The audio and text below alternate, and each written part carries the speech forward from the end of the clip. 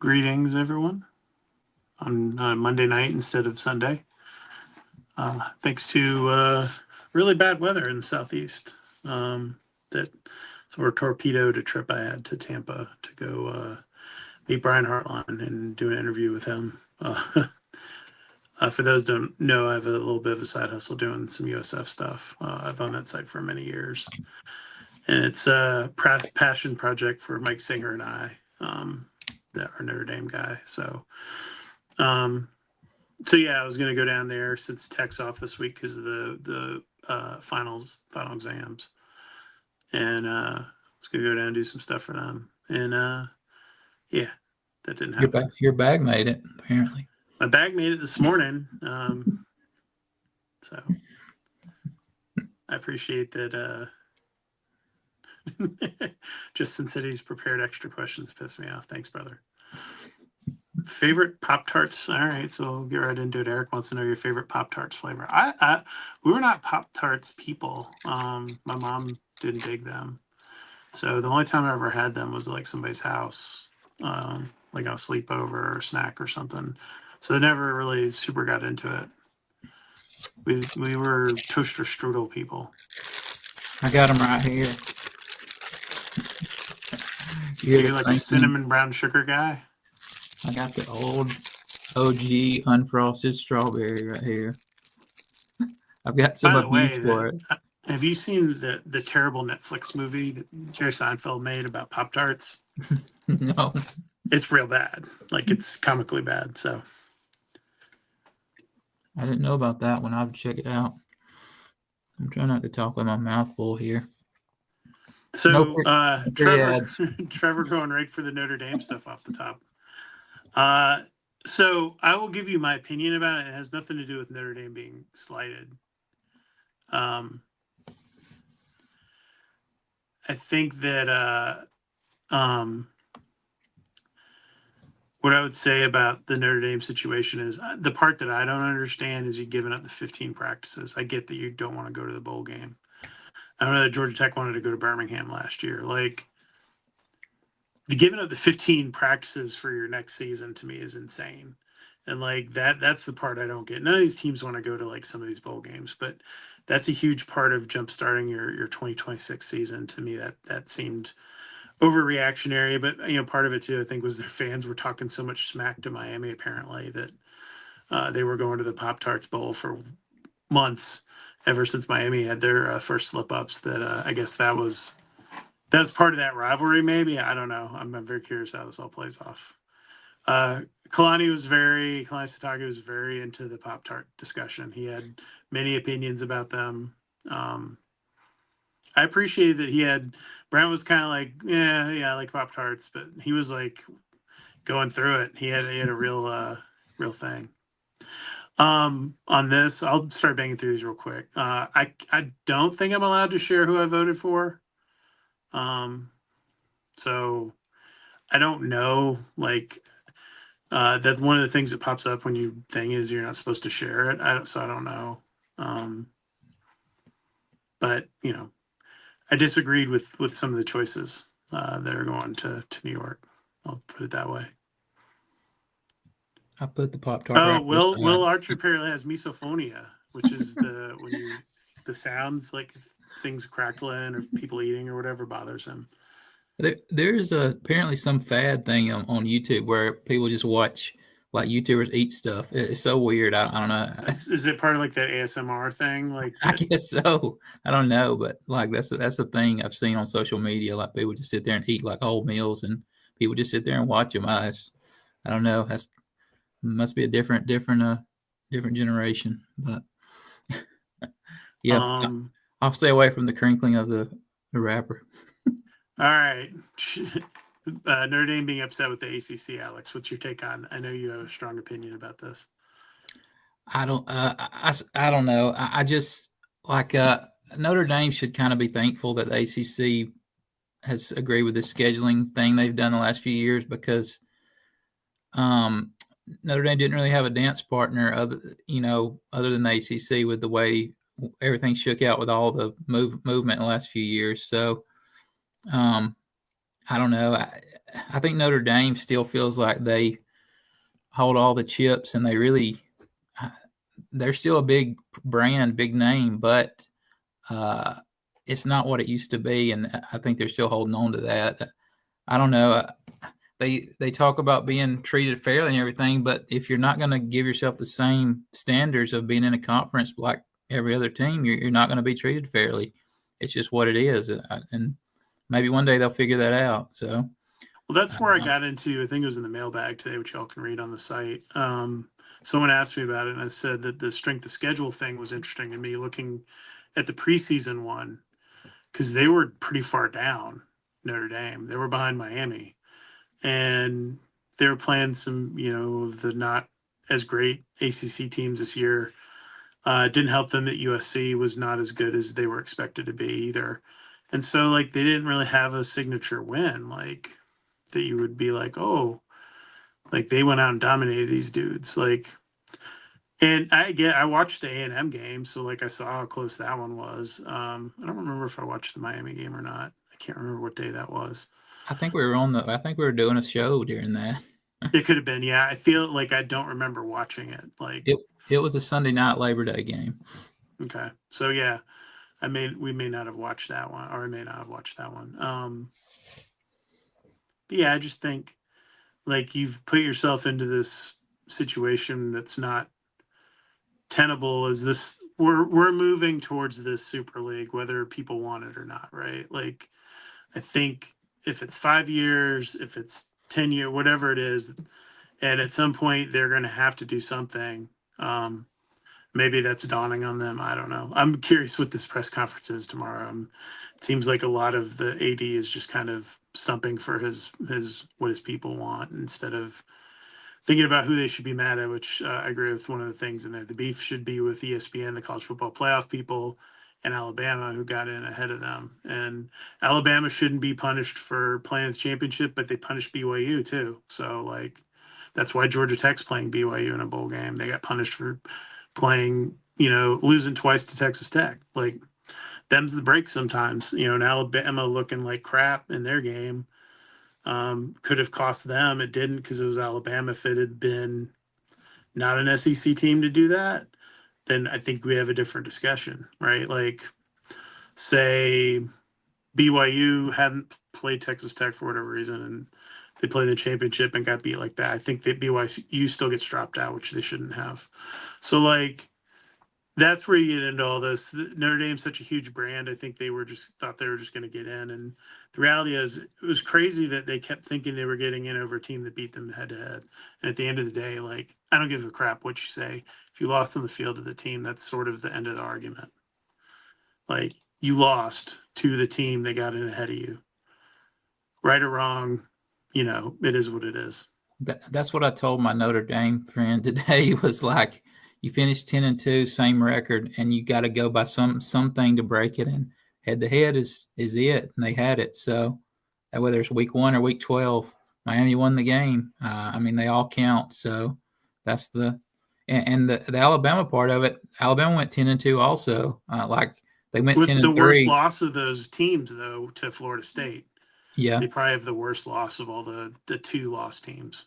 But they also have the best wins too. They went through the Georgia win, which is the best win. Yeah. And I agreed with my buddy too about the SEC thing being overblown the last few years. It's not the SEC of a decade ago where they were better than everybody. The SEC gets blown out of proportion these days, but Alabama did have the best resume and the same record. So, they got killed by Georgia on for Saturday, but they were there. So this is correct. They have punished teams uniformly over the years for losing whether it's bowl seating or like whatever else, like BCS when we had the BCS, like all of those things. Other than the year that you got team that didn't play in it, which was what the Alabama LSU championship game, like it's been pretty much that way. So Rudy was offsides. That's what all Georgia Tech fans will tell you. I don't have skin in that game. I thought it was a good movie at the time. Like, I haven't watched Rudy since it came out and I was a kid, so I couldn't tell you anything else about that movie. It's good. We talked about it, I think, on one of ours before, but Joe Montana kind of has debunked that whole movie, like saying that it was like the biggest, It got like, Hollywoodized. yeah, big time. He's like, he pretty much said Rudy was a loser. I don't know what the direct quote was, but like he went on Dan Patrick and he just like ripped it apart. It was pretty That's funny. awesome. But My kid used to watch. Oh, this is crazy. Wow. All right. Well, I will make sure to not let my kids do that because I'm not interested in watching people eat on YouTube. yeah.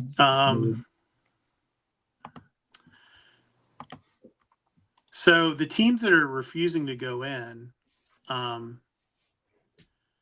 they're having to pay. Like some of them are getting fined by their conferences. Like I think Baylor and Kansas State got fined $500,000 each because that's money you're losing to your bowl pool. And I know that they've threatened other teams. I know the ACC has threatened teams before that talked about doing that. So, if you're 5-7, then yeah, you can ask out of it. But that's about it. Yeah, the ACC did save them during 2020 with the scheduling model because they weren't going to play them. You had the Big Ten and the SEC not playing non-conference games. I think the Big Ten did in that year. And they wouldn't have had anyone to really play. They would have been really scrambling because the ACC was playing like one non-conference game that year for each team. So yeah, it did save them during that year. So this is asking about the mega conference in Georgia Tech. How do they fit into it? Yeah, it's speculation, right? We don't know what the number is going to be. We don't know if it's going to be a soccer model where you have teams moving up and down. We don't know. We don't know what it's going to really look like. I will say if the model's 40-ish or above, Georgia Tech's safe. I think if you get below that, that's when you get into danger, and it depends on how you're set at that point. That's just my personal take on it. From talking to people, they feel comfortable about where Georgia Tech is. They feel comfortable enough that they're investing into all of this stuff. You wouldn't be doing that if you didn't feel comfortable with where things were going. But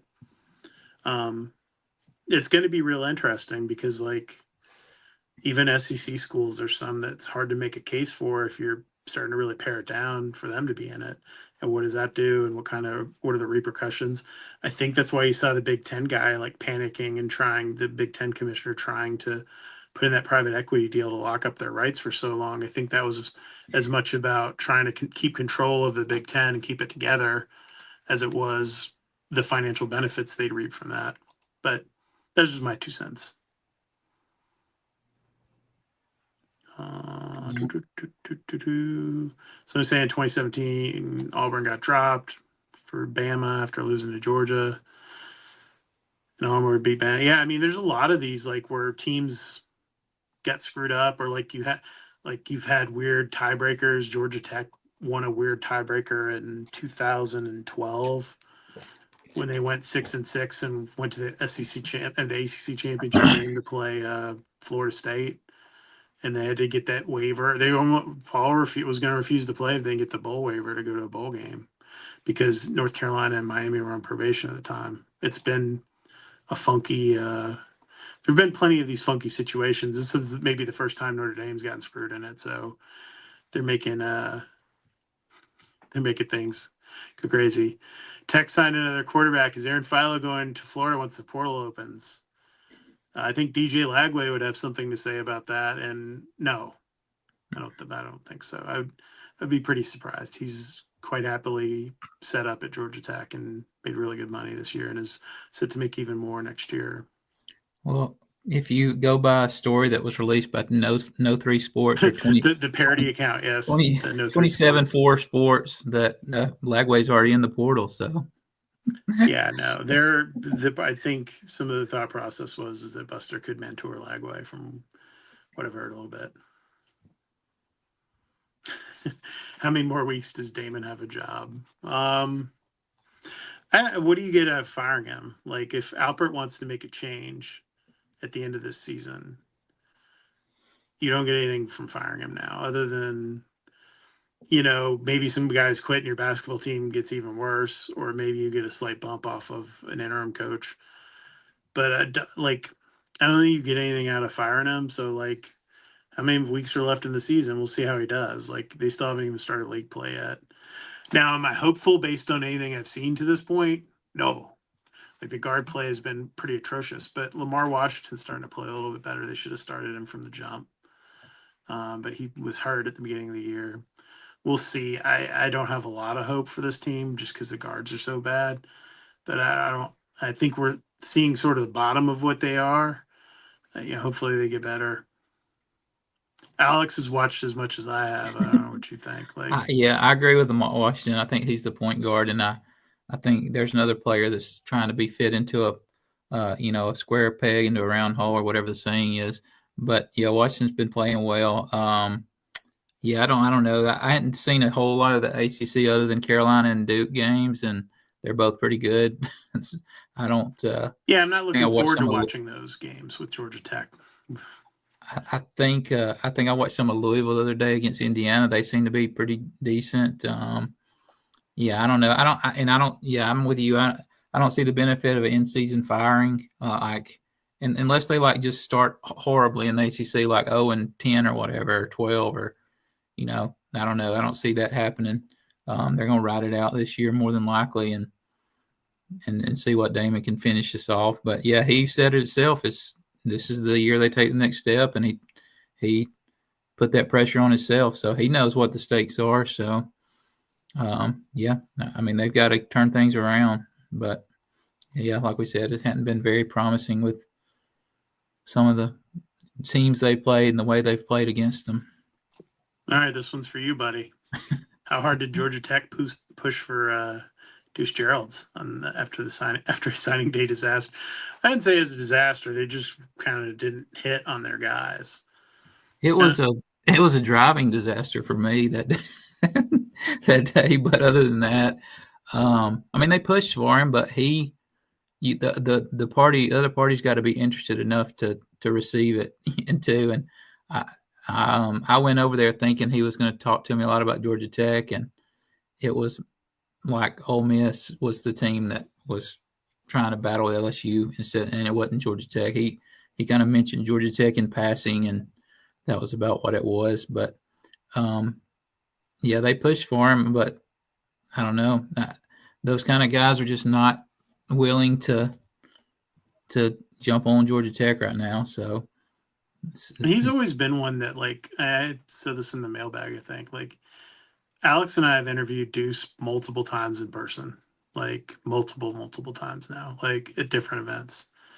It's just he never you can kind of tell, and he's never shown a tell where he's remotely excited about Georgia Tech, and I think he wanted to go to an SEC school. He wanted, if you've been to LSU to watch a game at night, it's hard to beat that, man. It's hard for anyone to beat that. That's one of the best 5 atmospheres in college football. And they were once they kept Blake Baker too, that was sort of the end of a lot of that too. He's such a good defensive coordinator. That's who he wanted to play for. Once they were able to dodge the Tulane bullet and keep Baker there, that was sort of, I think, also kind of sealed it up. And I guarantee you they told him that before he signed. And Ole Miss made a really good push. Pete's crazy. He's gonna be a wrecking ball in terms of stuff in the SEC. So it'll be interesting to watch. Brent's one of Brent's best friends too, Pete Golding. I don't think it's an ACC issue. I think it's still because some of these guys go to Clemson or Florida State. I think it's a perception issue at this point. You've got to change the perceptions around your program. It wasn't an issue 25 years ago as much. It was starting to become one as we went through the early 2000s into my time starting to cover the program. And then I saw the perception of the league really hit the toilet after that. But I think that it's just hard right now. I think you're starting to get more proof of concept, but they also missed on some guys and they shot, I think, too high on some guys. The Deuce thing was something that came around late. that wasn't necessarily always going to be. That came around sort of after Kiffin got hired and things got unsettled there. That wasn't necessarily the play they were going for. There was a question up above about the ACC commissioner hate on the JOL board, and I think yeah, I can give me a second. I'll pull it up. you touched on it right there. Like the biggest job of a commissioner is making sure your league is respected and like finding ways to get positive stuff out there about your league. And I think that's where a lot of the people are not very thrilled about what Jim Phillips has done, because I don't think the league's perception has ever been lower, really, football wise.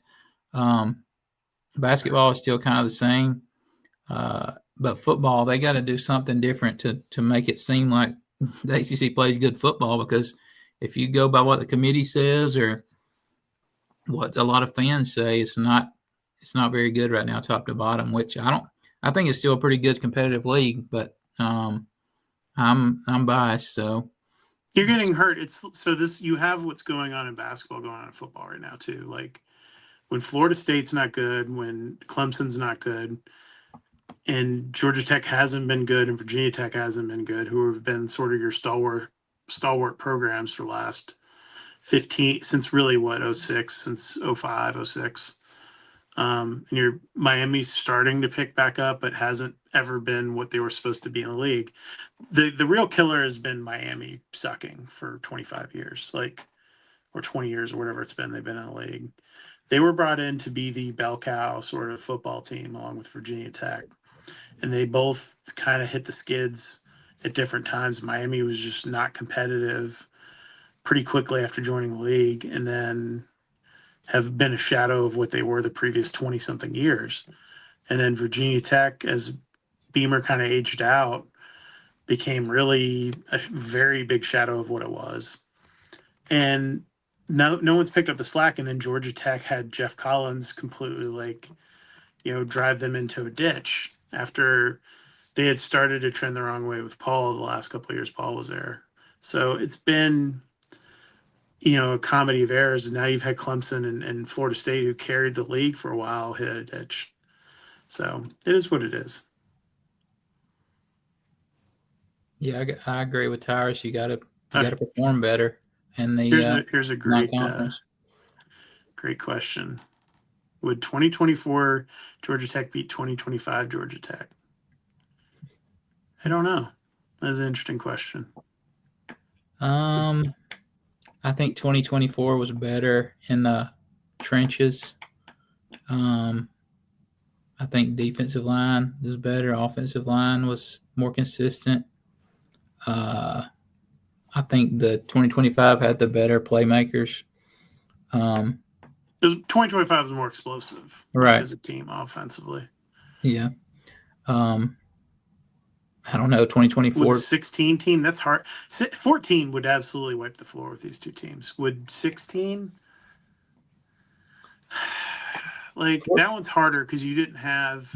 There were so many really good players on the 14 team. 16 was a little more of them catching some lightning in the bottle down the stretch. A lot of bad defenses between all of these teams at times. Remember, 2024 started off a little bit rough on defense too. So I don't know. 14 would just would kill all these teams. Yeah, they would beat teams down. Like they killed teams physically. Like they just that Mississippi State Orange Bowl was a beating. Like they scored a cheap touchdown late to make it not look as bad as it was. Like it was a laugher, that game. They screwed up 2 games that season against Carolina and Duke, but they were handling people. They played a good Georgia team and beat them. Like that was a really good team in 14. They should have won the ACC that year. That was probably the best offensive line Paul had was 2014. Yeah. And they just ran the ball down people's throat, and and especially once they figured out the Lasky days thing. Yeah. At the B-back spot, the fullback position, they were just killing folks. Yep. But I think this team this year is pretty good. It depends. I'm very curious about what the defense looks like in the bowl game if they carry that over. Was I surprised that Buster Faulkner, or I guess this is to me or to Alex, I don't know, and Wade left after signing day? I had a feeling once Buster left that Jeep was leaving. I didn't think Buster was leaving for the longest time. And if you go back and look at it, a day or so before he actually left, I started to walk it back a little bit because I kept hearing conflicting things. Like people in his family were telling them people they weren't going. And some of that gave me like unnecessary confidence that he was going to stay. And it just didn't make sense to me intellectually to leave. But, you know, and it was funny because Russell and I were kind of discussing this offline. Like Russell was convinced he was going to leave. I should have listened to Russell. To be honest, he was pretty adamant from the jump. He thought he was going to leave. And Russell is closer to Buster than I am. So, like, I just didn't listen. And that's my bad. And it happens sometimes. And sometimes people turn down, like, an initial offer, too, which I think might have happened in this case. So, what happened with Jay Bat, he turned down an offer. I thought that was done. And then Michigan State upped their offer. So, like, things like that happen sometimes. I need to be a little bit better about not being so definite. I had a buddy that was adamant that Key was leaving, so I'm glad I didn't listen to him. There were a lot of people on social media adamant about that too, and a lot of Tech fans.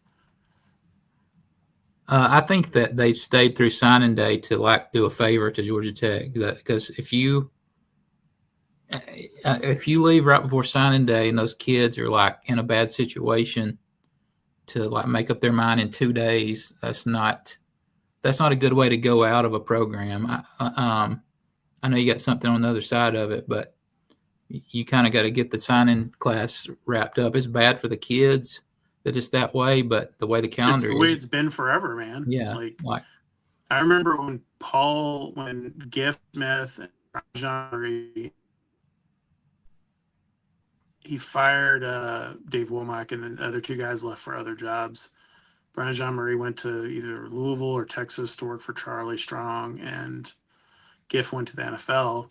They waited till after signing day to announce all this stuff, so those kids were locked in, and that was before the portal even. So like you were really locked in.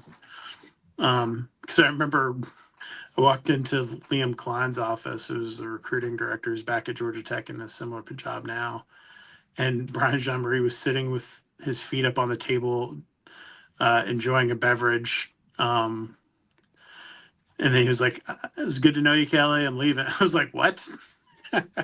This was before Twitter or anything, and like he's like, "Yeah, I'm leaving."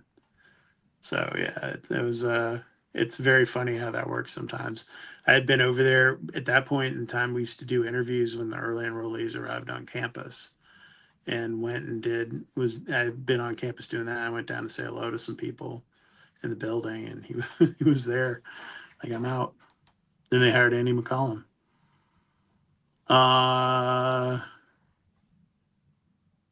I mean, what else have I put something else out there? Like, you should know that I'm pretty careful about floating that stuff. That's all I'll say. If I'm reporting it, it's a pretty good idea where it came from in that particular circumstance that quickly. If you can't read those between those lines, I can't help you. Will they hire OC before Christmas? Yeah. I mean, I think they'll have one before the bowl game announced. I think they'll have one in the next 10 days would be my guess at the latest. I think the latest you would see something happen is like, a few days before Christmas. That's sort of the latest that. But he's interviewing people now. I'd go read I did a whole coaching hot board on JOL. Go read it. And I explained where the guys that would be in house candidates stand. So no.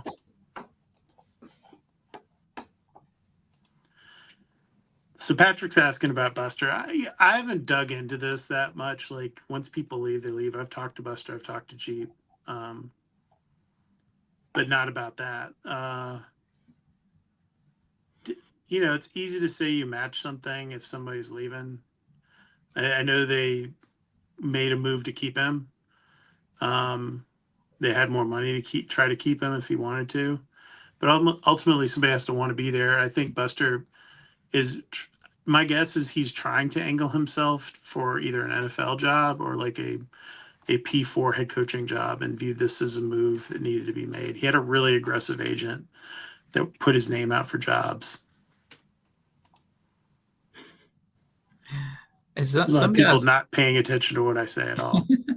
some guys are like I don't know if Buster's like this or not, like, but I mean he's had, I don't know, like 10 different stops in, I don't know, 20 years. So some guys just get to 3 or 4 years somewhere and they want another challenge somewhere. That's the coaches are wired weird. Like once they feel like they've been somewhere and done what they felt like they could do, they just think it's time for a different challenge. I don't know if that's exactly what Buster was thinking or what, but that's coaches are different. So they sometimes they just move on for another challenge, whether it's lateral or upward.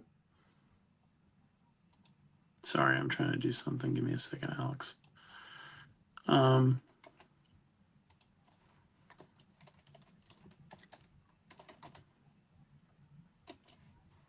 don't know if that'll work, but there you go. Sorry, I was responding to somebody in the chat. Nope, that didn't work. Hold on. That looks real crazy. Just depends on what you want to message him about. That's does offensive identity change much? Does he find an OC that spreads it out and has I think Brent likes the pre-snap motion. I think he likes what that does for the quarterback, the advantages you get.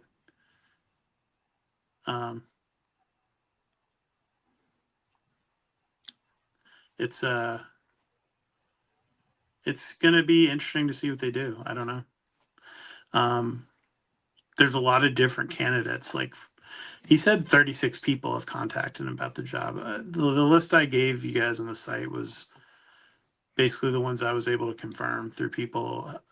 There's interest one way or the other. And now where it goes from there, who knows? Because Blake Gideon was kind of outside of all that. That was Brent's relationship with Sarkisian kind of paying that off. So we never know. I mean, I could see Key going back to somebody that's going to like pound the ball a bit more. Especially, I know he wants to run the football. Like yeah. He was utterly frustrated by their inability to run the football this year. Yep. And it was very apparent after any of those games where they struggled. It was. I don't know, that seemed like the offensive line just never got in a consistent rhythm this year. Like they would go through stretches where they ran the ball well, and then they would go through stretches where it wasn't. And they couldn't run the ball with the running backs at all, and it all fell on King to do it. So, there were times last year where they struggled too, and like the run blocking element of it has been the biggest challenge really since this regime took over. They just haven't been consistent with it game to game. It might be a gig to gig or whatever. I don't know. Like I said, if you want to read about all of this, I'll put a link to the story where I got into the early OC candidates. Brent keeps his stuff pretty buttoned up. I was talking to a national writer today who was amused at like how hard it's been to get information on the search so far, even from the agent side of things. But in the chat, I dropped a link to the story. You guys can check that out. Here's a question from the board that I don't know if we can get into specifics about right now, but I think we've talked about it before. Do you expect any changes to defensive staff? Not talking about Gideon, but maybe letting go some other different position coaches. Yeah, I think everything's up for grabs. I mean, I think the other thing you got to think about the defense too is it's like it's not 4 or 5 assistants or whatever like it was 5 years ago, 4 years ago. They have a whole like group of people, like 10, 15 dudes working on the defensive side of the ball. And yeah, I think so. This is my personal opinion. I expect they will bring in an older, experienced defensive coordinator as an analyst guy to mentor Gideon. I think the timing of that hiring didn't allow them to do that the last time. Brent has more resources now, so they're able to do more stuff. But I mean, there's some pretty glaring holes, performance-wise, and then some in recruiting too. And so it'll be interesting to see the fallout from all that. That's as much as I can share right now about that. Not trying to be cryptic, but that's here's a good question that you would know more than me. More internet traffic to Jacketsonline early signing day week or offensive coordinator hire? what's the bigger one? Yeah, The signing day week's always like our sort of peak out. That the start of the season, or like if there's a head coaching search, those are sort of our peak periods of time.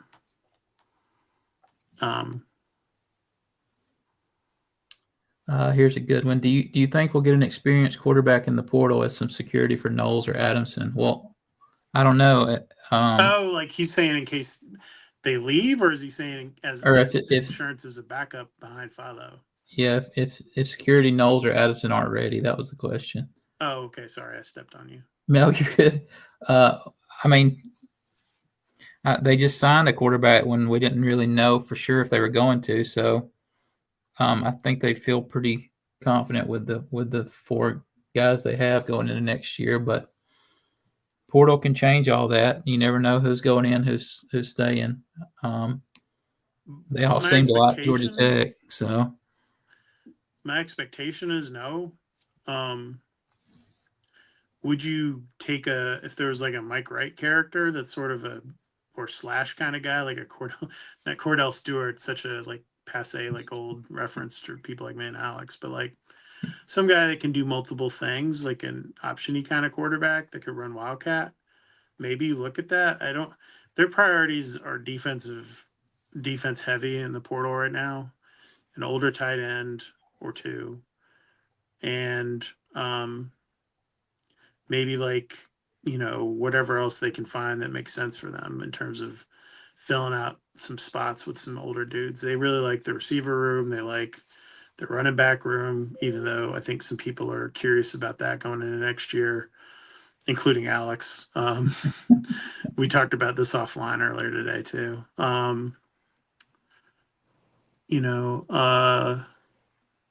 I like the guys they got. I like Shane Marshall. I watched him last year, and JP Powell's a big play guy.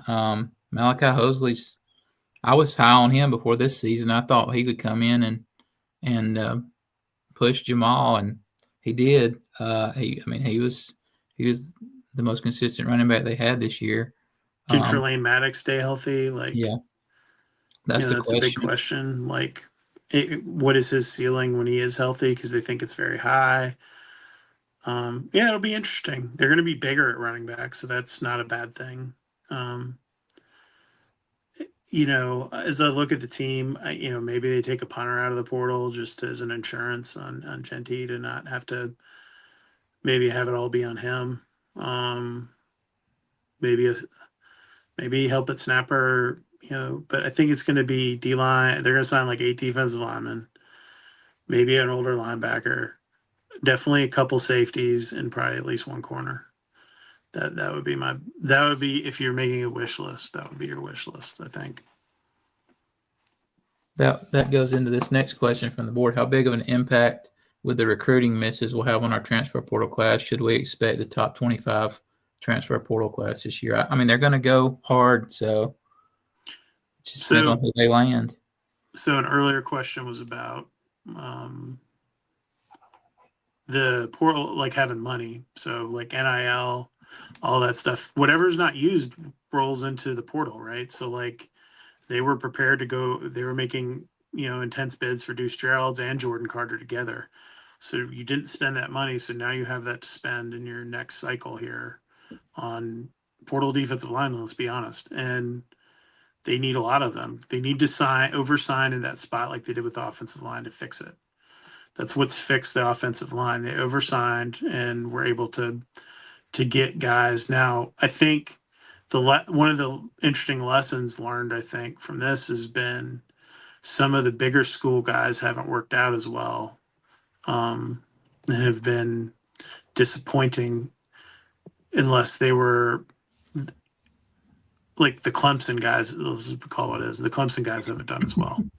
On both sides of the line that they've taken since this portal era started. Whereas Jordan Vandenberg, who was a backup defensive tackle at Penn State, turned into a great player for them. But Matt Alexander was steady for them. UCF guy, Big 12 guy.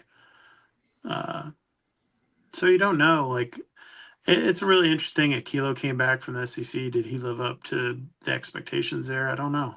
He was hurt a lot of the year, so it's hard to say.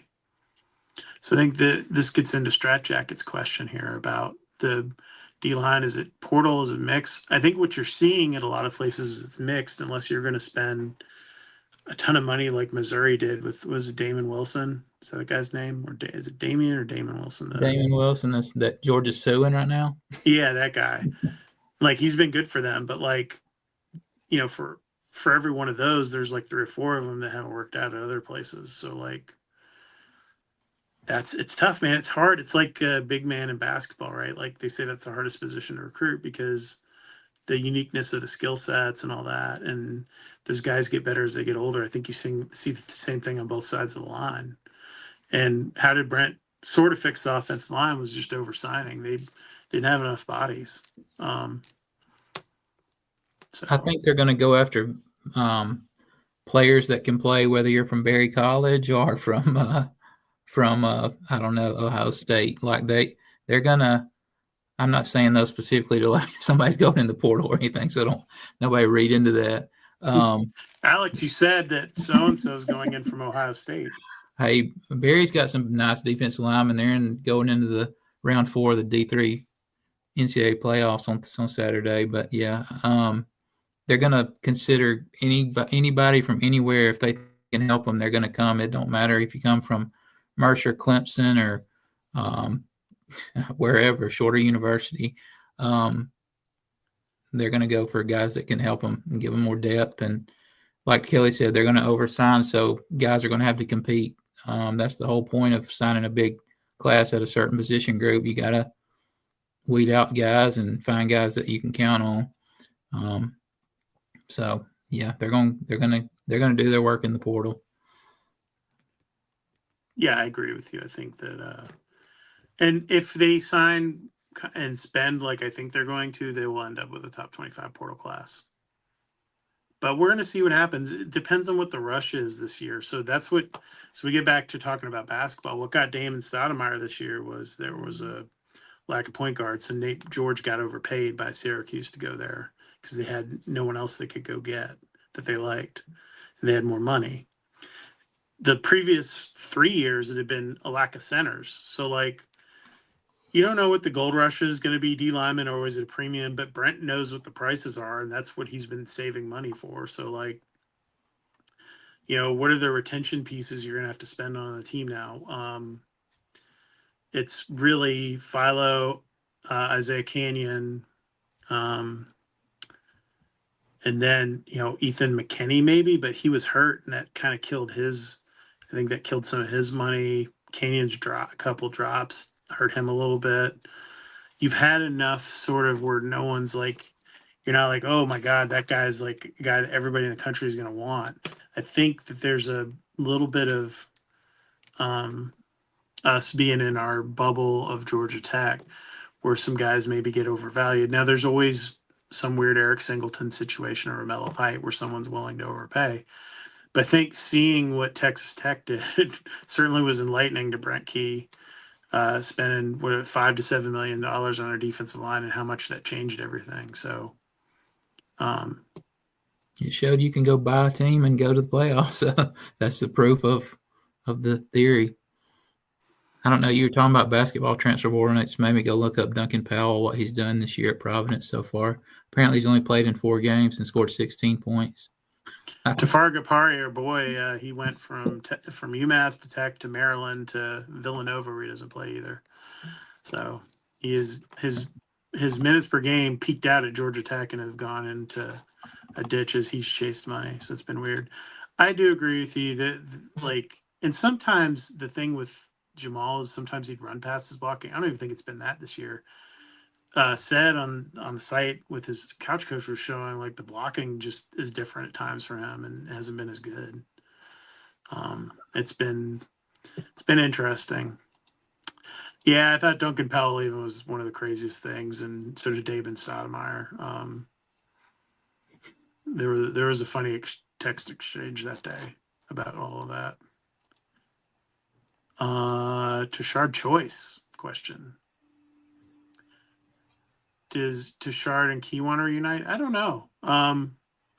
Everyone's wanted him to be like the OC or whatever, and I don't see that. That's not the path that Tashard's been on.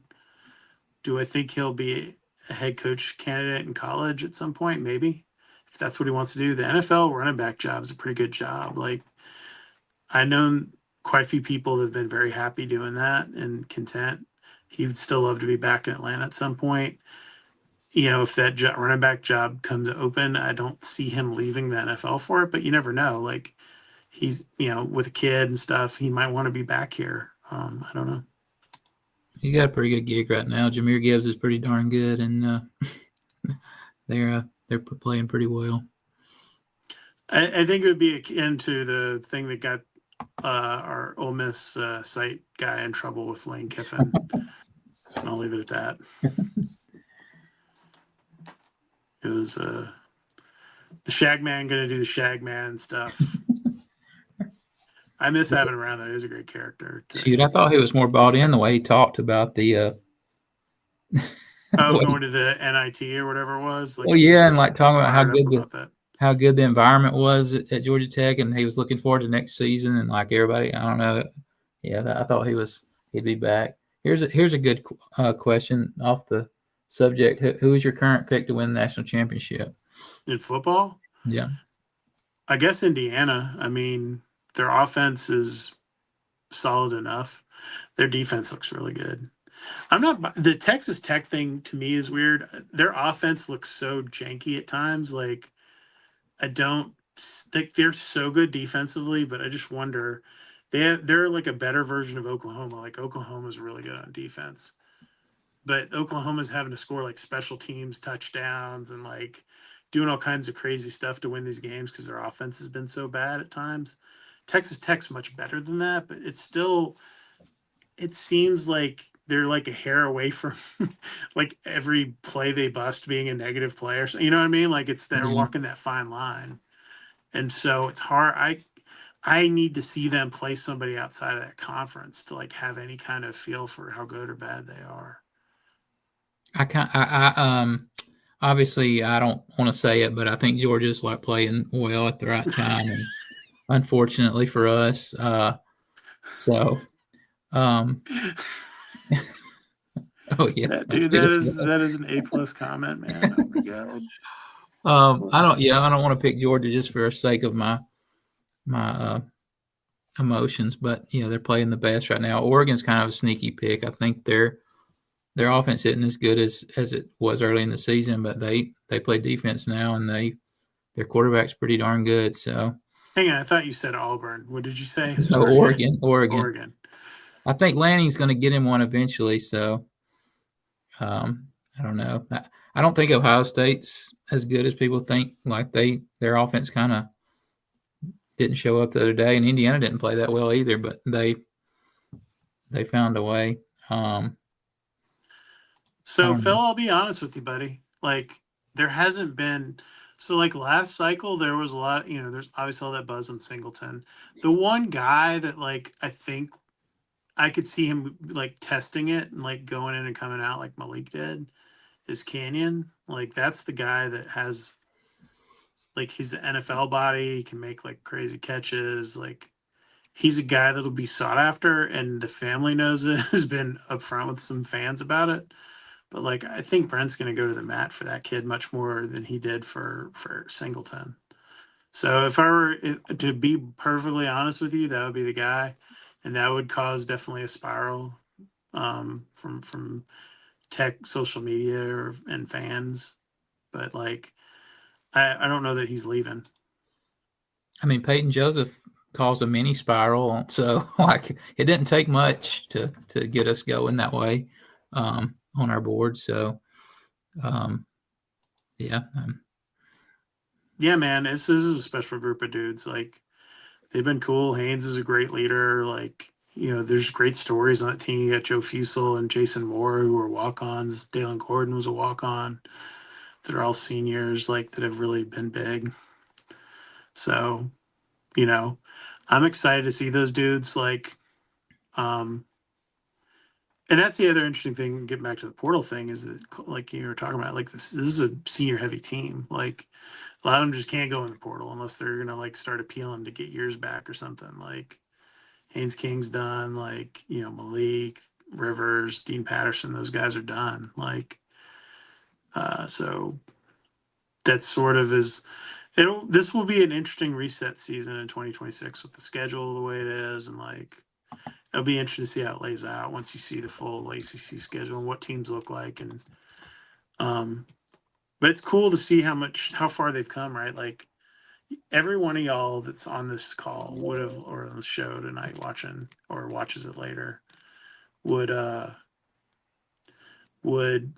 have, like, you know, gone and given blood to get to 9 wins and you know, 3 years removed from Jeff Collins, right? Like, and not that giving blood's a huge deal, but you know what I mean? Like done something out of Giving the a kidney. ordinary.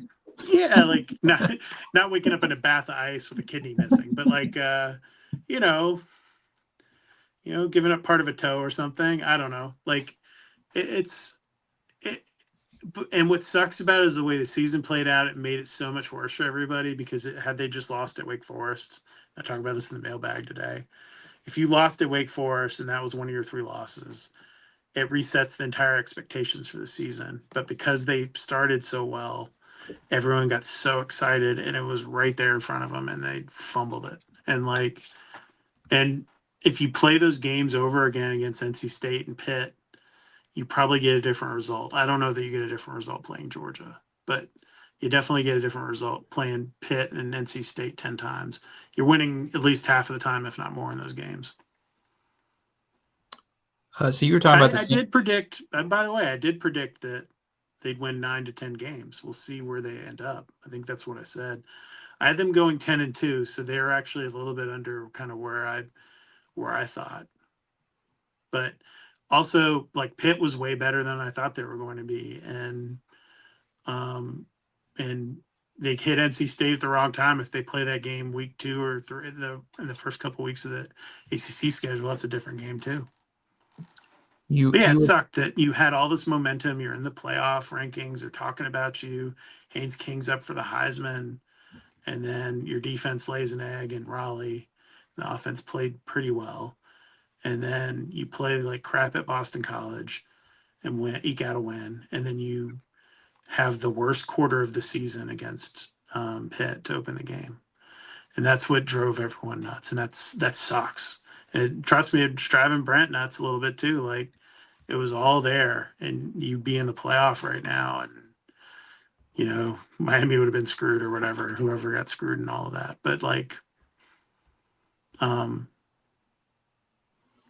it's nice to finally have expectation to win every week, and that's been missing forever covering this program, right? Like, or going to games as fans. Like, how long has it been since you walked in and felt confident that your team had a chance to win every night? And so that's a huge step forward. But they're a long way from where they need to get to, and Brent will tell you that too. So, you know, and the biggest what if of all of this is, what if Tyler Santucci doesn't leave to go to the NFL in January? That was such a monumental, sort of disruptive thing for the program. So, you were talking about the seniors special class. Just made me look up the stats things that we're looking for in the bowl game. I know there's bigger issues than trying to, get the record books, but Malik right now is tied for third all time in receptions with Jonathan Smith, 174. Calvin had 178. So he could pass that. He could pass that and go into second. He would need a whole lot more to get to Kelly Campbell at 195. I don't know if they'll force feed him that much in the Pop-Tart Bowl. The game plan is 20 screens to Malik. Yeah, I don't know if they're going to get there. But, yeah, he needs 5 to pass Calvin for second all-time. And then Haynes is 180-ish yards away from single-season passing yards from Joe Hamilton in 1999. So, yeah, that's attainable too. And Haynes missed a game.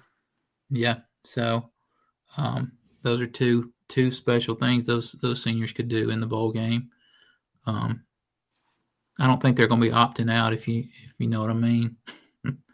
No, like people were like, should they start filing them? I mean, you can't do that. Like, I think we talked about this last week. You can't do that. Let's talk about something you can do is buy stuff for Christmas from Section 103 for your Georgia Tech fan in your family. Get all of these wonderful things and much more, and they're expanding to other markets. So check out.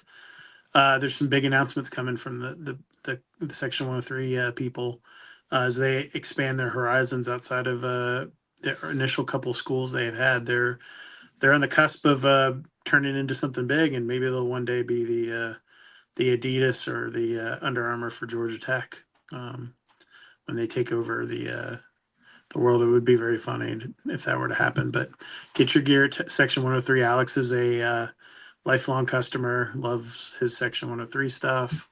And everyone I know really likes their stuff. You see tons of people wearing it in the stadium or around campus. It's an awesome company, so check them out. Thank them for sponsoring the show. Appreciate you. And you can get your family or friends at Kennesaw State, Georgia Southern, whoever. Like you said, they're expanding elsewhere, so they've got good stuff for them too, even if they've fallen off the path and they're not great Georgia Tech fans like us. So I asked, I have not heard, just to be honest with you, about who's calling plays.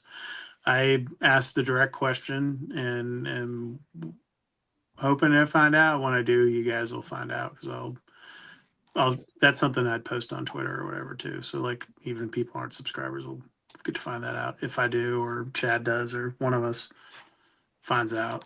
But yeah, he said he was going to tell the staff today. That is an interesting question. Was it a mistake to drop Freddie Wilson? I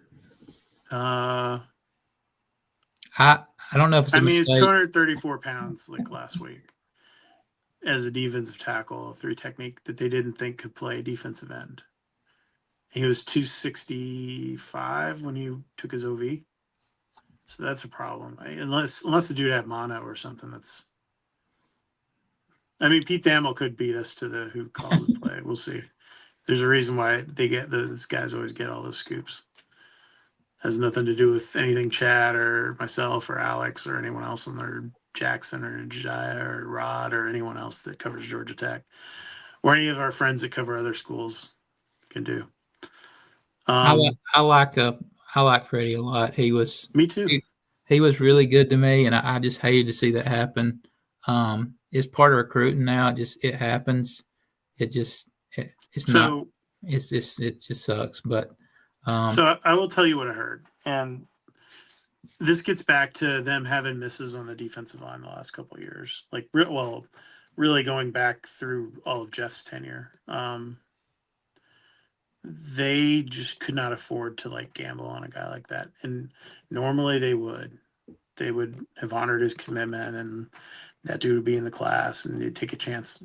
But because they need guys that can play now, the decision was made to go get a portal guy or try to get a Deuce or someone like that late instead of Freddie. And that sucks for him. But that's what comes with it turning into more of a business, man. Like, how many guys have we seen? If you guys follow Braves or whatever MLB team, they'll cut a guy and they'll go sign somewhere else and like turn into something. That happens all the time. Or they'll go find a guy like that gets cut. So he landed in a decent spot. As Phil saying in the chat, yeah, maybe he lands back in the class at some point if he can get his body together. I was very happy to see that he found a spot in that 2 days, and me too. Georgia State. So we hate that stuff. Like, we get to know these Yeah. kids, like Alex in particular gets to know them really well through the recruiting process, and he was one of the best kids to deal with for us once he committed. Like, so it sucks. That's the part of but that's what it's been turned into, and it's not Brent's fault or anyone else's. This is just what the business has been turned into. It's the same as conversations I had with how many coaches I know that have been fired that wouldn't have been fired 10 years ago. Like, The need to win now is so great.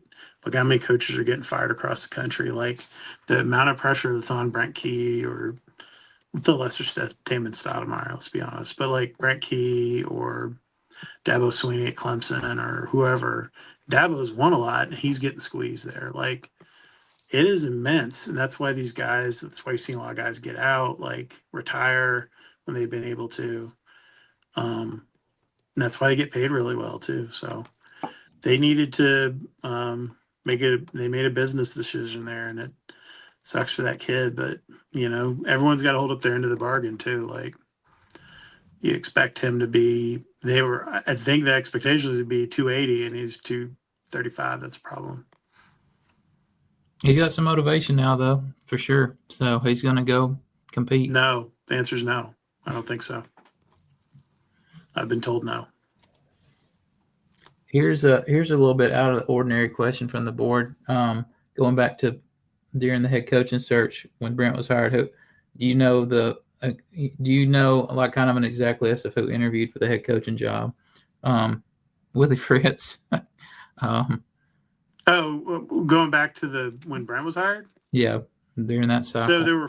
So J-Bat sent the negotiate like what the range of salary was to 4 coaches. This was what I was told after the fact. It was Matt Rule, who was at Baylor. Is that right? Was he in the NFL then? He might have been, I think he was with the Panthers then. So it was Matt Rule, Willie Fritz, Brent, and I'm trying to remember who the third guy was. Chadwell, maybe? It was 5. Chadwell and then Bill O'Brien. Bill O'Brien was a flat no. He didn't like the terms of the deal, wasn't interested. So there was 4. Chadwell didn't want to live in Atlanta. He dropped out. And Rule was using Tech as leverage. So then it was Willie Fritz and Brent. And Jay wanted to hire Willie Fritz and got pretty far down the line with that. So it was what it was. I think Rule was using Tech to leverage Nebraska. That's probably when he went to Nebraska, right? Because he went to Baylor and they went from Baylor to Carolina. Is that right? Yeah, Baylor, Carolina got fired, and then I think he was using this interest to push Nebraska to do, poop or get off the pot. And so, really, it was sort of those were the main guys. I'm sure there were other people Jay was talking to along the way, but if he was doing his due diligence, but that was sort of where it was. Yeah, O'Brien turned down the job. He was at Alabama at the time as the OC, I think, still, right? Or did he go back? Was that when he was with the Pats? This is where this is all getting fuzzy for me. All the years roll together as an old person. He was with Alabama. He had just taken the OC job or was going to take the OC job with the Patriots, and that was kind of known. So he was trying to get back in the NFL. And then that blew up, and then that's how he ended up at BC. He didn't want to get back. I know my Bama fan cousins were not they weren't a fan of his OCing when he was at Bama. As the year they had Jahmyr Gibbs and some other really good players, and they didn't exactly use them very well. So, but what happened to Fritz? He didn't have support to get hired. It was shot down because people wanted Brent. Brent did a great job of marketing himself for the job and being the most prepared and aligning himself with the right people to push himself into the job, which was his only way to become a head coach, and he's done a good job. I think, for the most part, Willie's done a good job. He ended up a year later, I think, at Houston, right? The next cycle. But I'll tell you what I heard about Fritz. So he ended up, the next cycle at Houston. He's 13-11 there, 2 years. They went 4-8, 9-3 this year. So he's doing okay. I wanted them to hire Willie Fritz when they hired Jeff. That was my guy that I was like, this is the guy to hire, and they hired Jeff Collins. So, the thing I heard about Fritz at the time, and I heard this from a couple different coaches, was that he was kind of looking for one last big payday to set himself up for the rest of his career, because he had a lot of like lower level jobs that didn't pay well. relative to other coaches. That also kind of made me skittish about him at that point. That was when Brent got the job, not in 2018, December of 18. But this is what we hear, I mean, it is what it is. And obviously, whatever happened that caused the leak that kind of torpedoed the Willie Fritz stuff completely. So that got caught Ken Segura and Jeff Schultz. So that was a weird time. Yeah, Trip, big game on Thursday. Gainesville's coming to Barron Stadium to take on Rome. I'll be there. A trio of Georgia Tech signees battling in the state semifinals. Gainesville looks pretty good, and they're obviously motivated by what's happened the last few weeks. They've kind of rallied around it. So I really didn't expect them to go in and beat Langston Hughes. Maybe I was completely lost on how good they were this year. I thought Gainesville had been a little bit down, but they went and kind of handled Langston Hughes. The final score was closer than the game was. But yeah, this should be a fun one in Rome on Thursday.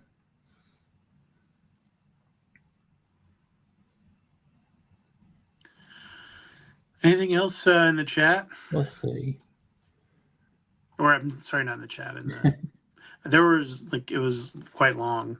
I don't know how much of those people argue with each other. I'm getting into the weeds now. Do I think Brent will win a national championship at Georgia Tech? And when will it be? Appreciate you, King Haynes 10. I guess you're going to have to change that to another. Well, I guess you could ride with that. That could be like sort of Joe Hamilton. Like some guys are at Joe Hamilton still. I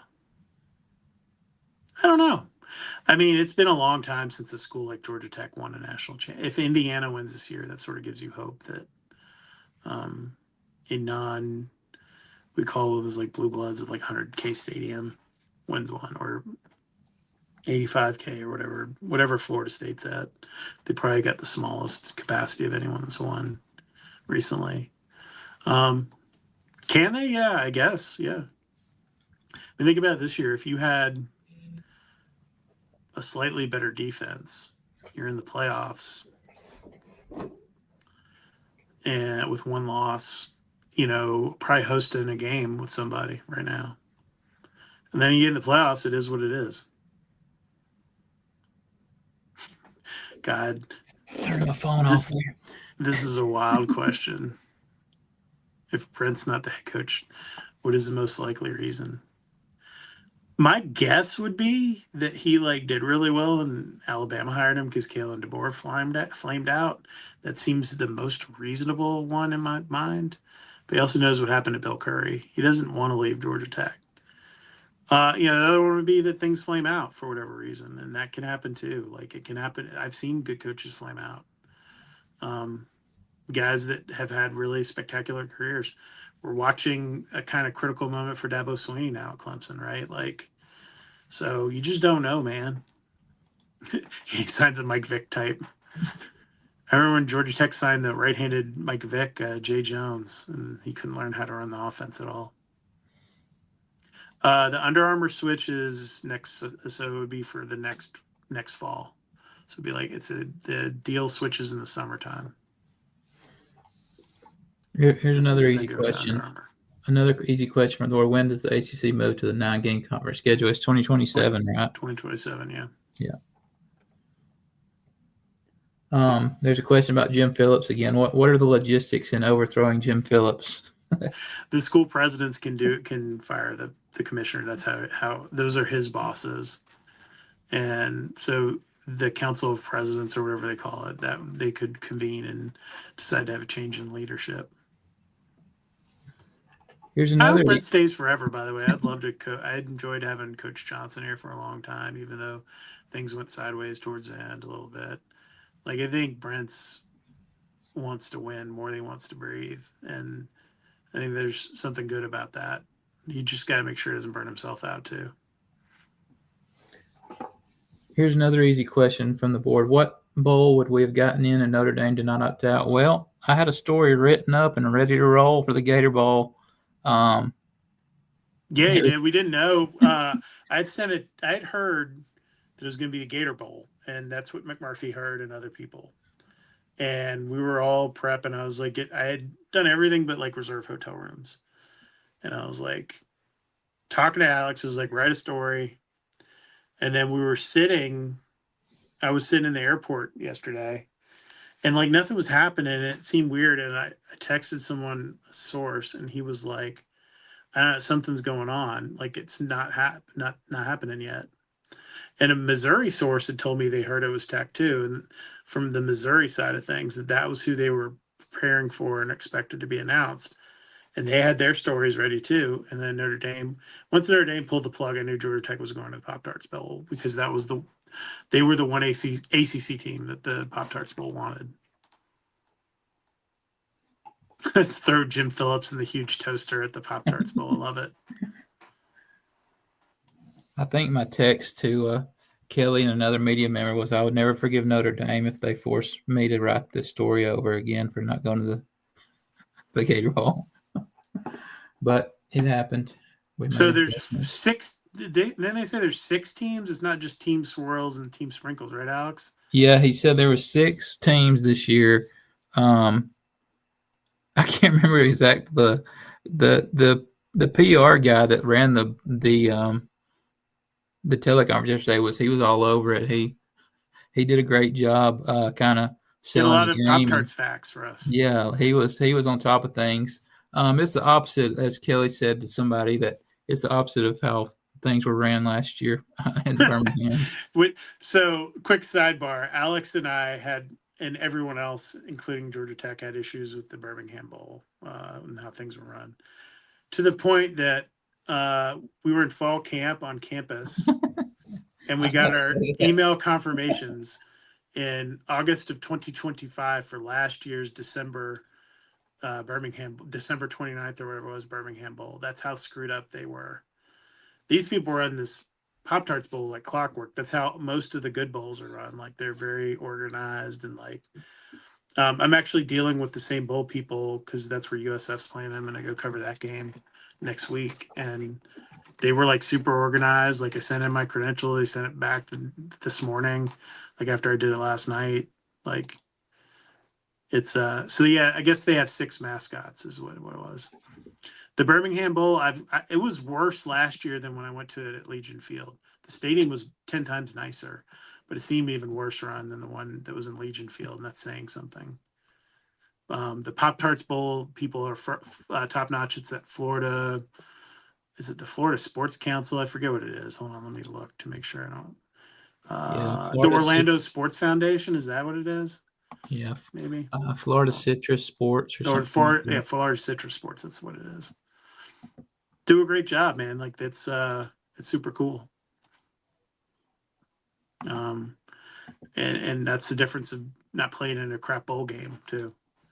Like it was funny though, because that one dude was like, what was it, Brad Crawford, that was saying that they're gonna play in the pinstripe.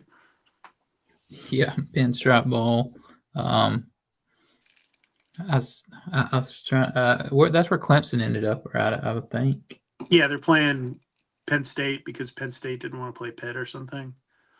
But apparently, the 3 of the lower tier bowls wanted Clemson really bad, so it was pretty much like a I don't know, whatever, battle between 3 bowls to get Clemson because they knew their fan base would travel more than the other lower tier bowls. Ooh, a gold and blue. Didn't they?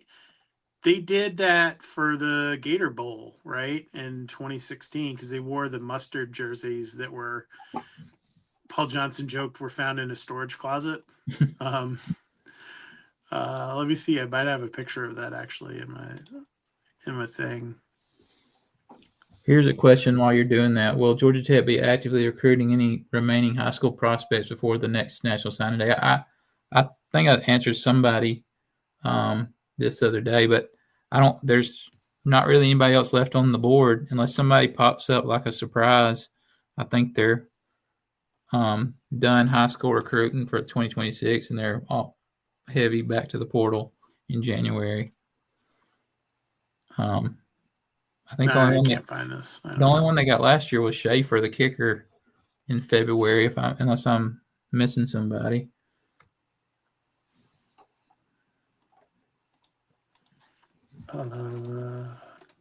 My Heisman pick is not the one that I would have voted for, but the one that I think is going to win is going to be Mendoza.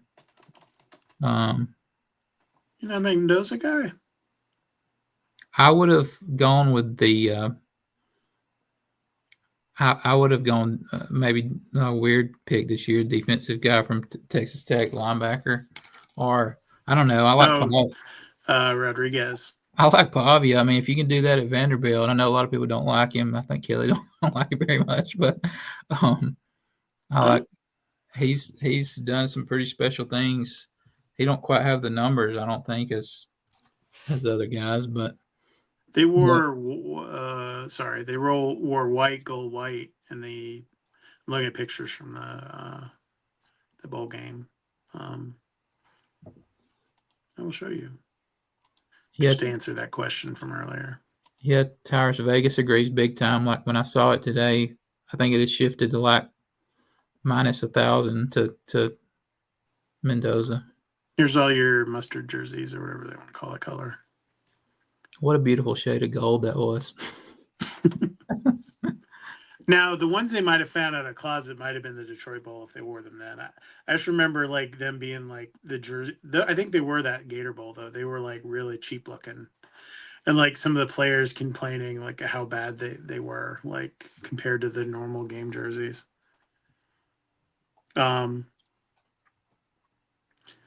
So yeah, there's a ton of Mormons that show up. My favorite story about when they played at Tech in whatever season that was, 12, 11, long time ago. Dean Buchan, the SID at the time, said that he had never filled out, like had to field so many requests for spouses of current players for a game, like home game. He had all these like requests. He was showing me, he had like all these cards where they're like their spouse was coming to the game, like what the players were married because they'd gone on missions and come back and were 27. And I remember Paul Johnson being like, it's hard. It's a hard matchup because, I got an 18-year-old guy trying to block a 30-year-old dude. They let's see, they last played in Atlanta in 2012. Yeah, I knew it was around that time. Like BYU won 41-17. That was an ugly game. The game in Provo was ugly too. They got manhandled up there too. I remember the one in Provo. I think it was Brian Chamberlain had like 5 false starts or something. Being really annoyed that he kept jumping the count because they were shifting or something. He couldn't handle it. Georgia Tech won the first meeting in 2002, 28-19, and have lost the other 3 since then. The last 2 have been non-competitive from the score. Oops, sorry. The Groza, I think it's going to go to the Oklahoma guy. He's been unbelievable for them. The game in Provo was awesome, by the way. That was a cool experience. I'd recommend that for somebody. The stadium looks super cool. Just the actual game sucked. I was reading through the rest of these questions. I think we've hit most of them. That's good. We've done an hour and 19, so definitely made up for being off yesterday. Yeah. A lot of questions about who's hitting the portal, which we've talked about. It's hard, it's hard to. I mean, I have like suspicions, but it's not my place to be like, I think so and so is going in the portal. We reported about Peyton because we knew about that, and it was people were starting to talk about it enough that I felt like it needed to be out there. But other than that, like those conversations, some of the conversations are going on right now then too. So we'll see what happens. I'm excited that they're playing a decent team. Like, I don't think you get much juice if you lose to Missouri, and that would be a tough game. This will be a tough game too, but like you're playing a really good opponent, which is what you want to have, and hopefully the team's up for it. And it's a chance to build some momentum for next year. You get to 10 wins if you win. You get to beat a top 25 team if you win. That would keep you in the top 25 in the end of the season. We'll see what happens though. Like, I don't know. What would happen if Notre Dame pulls out of their agreement? They'd be what the Big 12 is right now, because the Big 12 is the same thing with worse TV markets and like worse viewership. So like it doesn't really do anything financially. To the league will get money in a buyout from Notre Dame, whatever the settlement is, and like they won't get those games, but they'll get games back that they can televise that are on NBC. And it would just help the scheduling agreement with them going to 9 games. It would help that scheduling model probably, and maybe they go at an 18th team. I don't know. I'm not like super optimistic about it. If the AD's acting like it was the ACC, so yeah, they should be able to fine them for not taking the game. So this is where I'm at too. Like the way like the SEC schedules, for example, or the Big Ten, there's not any wiggle room. Yes, there are teams that play weird games, like they want to play a tune-up before rivalry weekends, so like you have Georgia playing Charlotte or whatever, or like Alabama might play an FCS team the week before the Iron Bowl. Same with like Ole Miss and the Egg Bowl or whatever. You have some of those games. They're not going to want to play Notre Dame the week before they play it.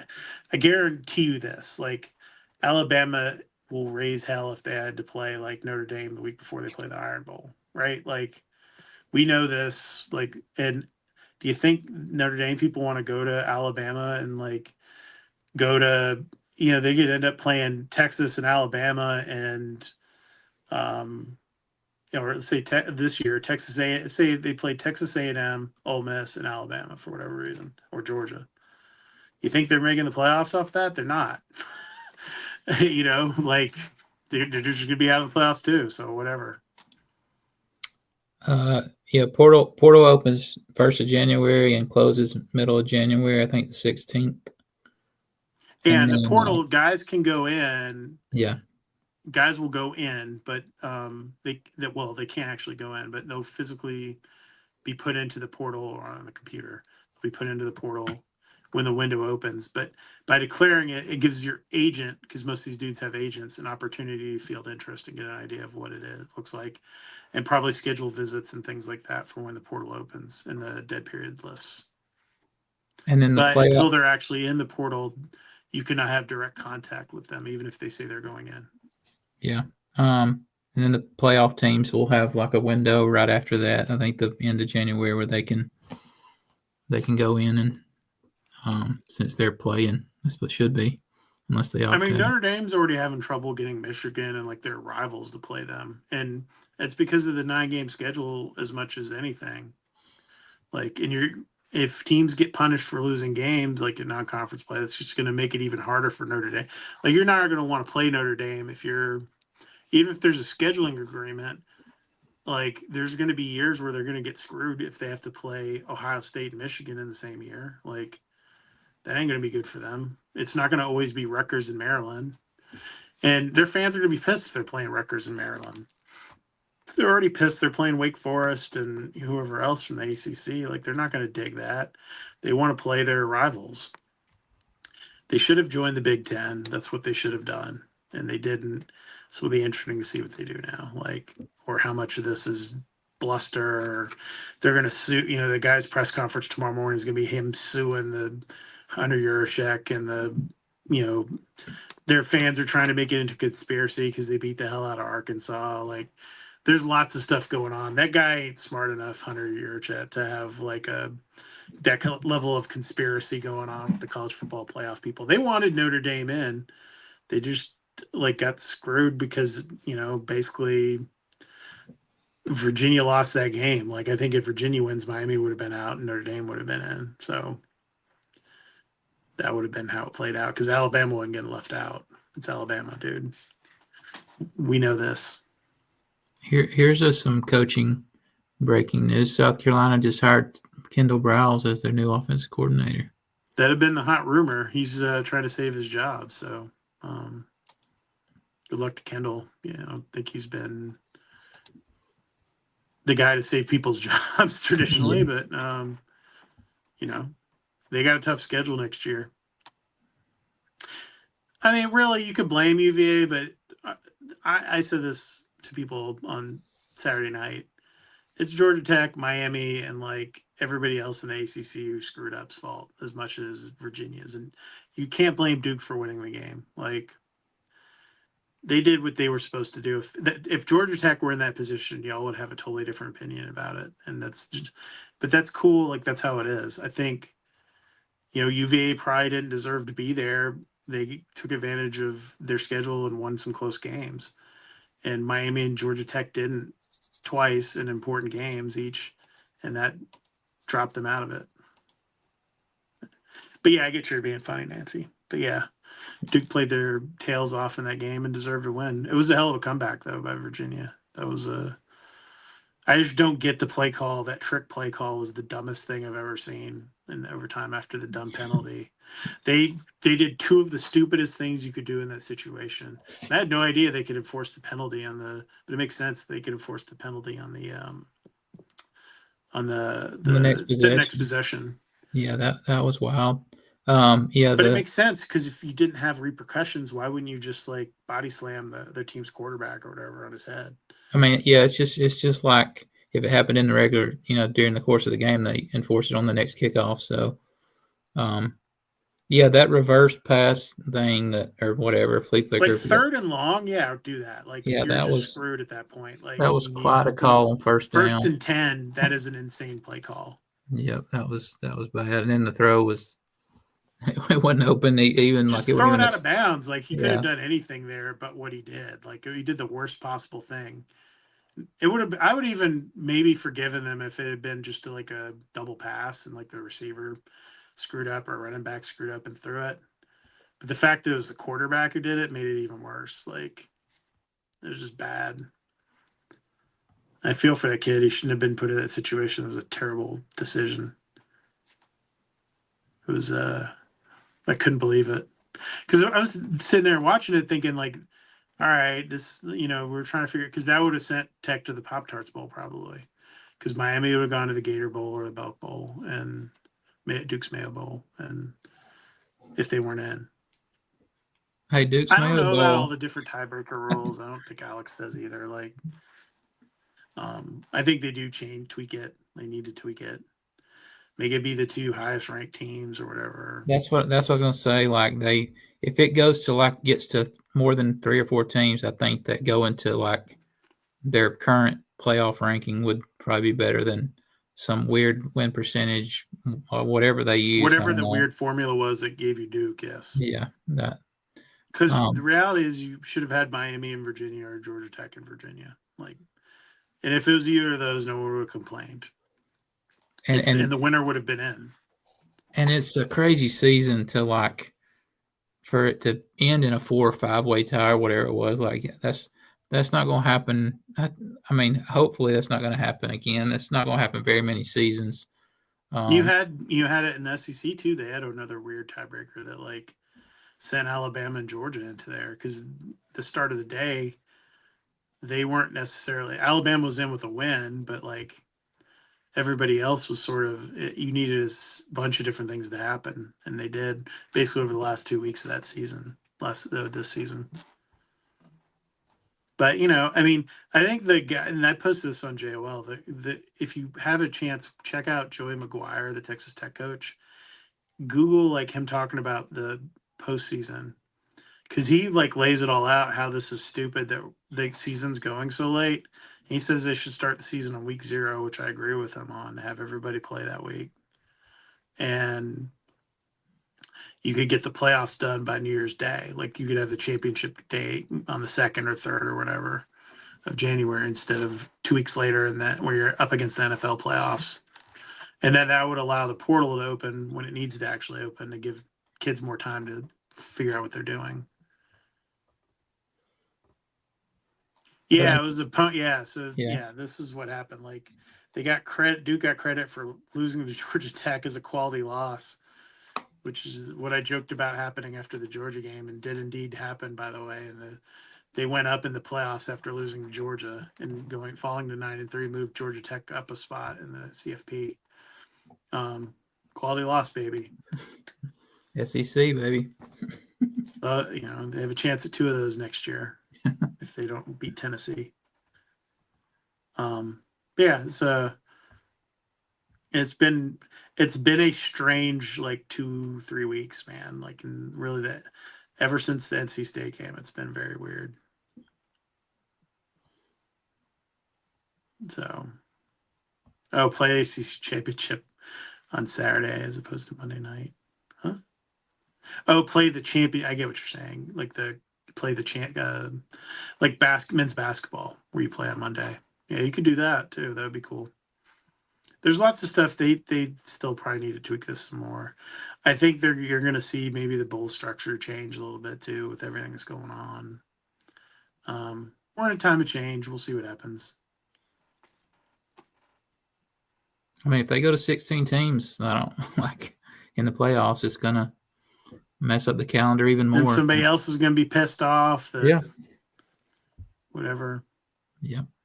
The Georgia Tech women have defeated Norfolk State 72-57 women's basketball.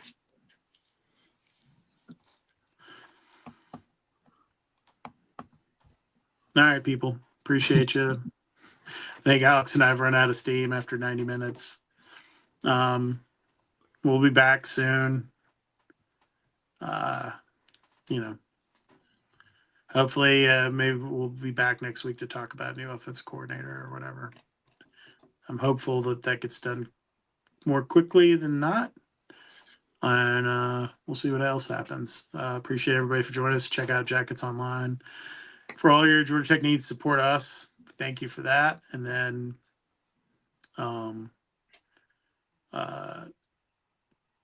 support Section 103. Get your Christmas stuff for your jacket people in your life or convert some. Thanks, everybody. Be good. Everybody go eat a Pop-Tart.